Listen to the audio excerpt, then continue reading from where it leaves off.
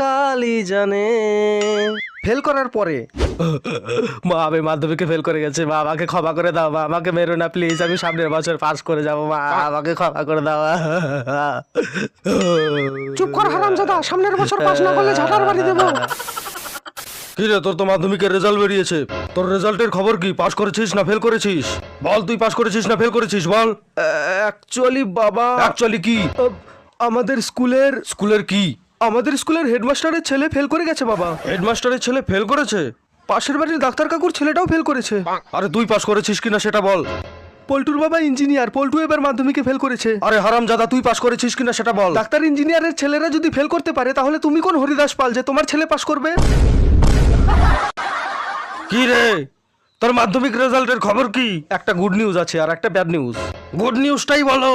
আমি মাধ্যমিক পরীক্ষায় পাশ করেছি। এবার ব্যাড নিউজটা বলো। ব্যাড নিউজ হলো এটাই,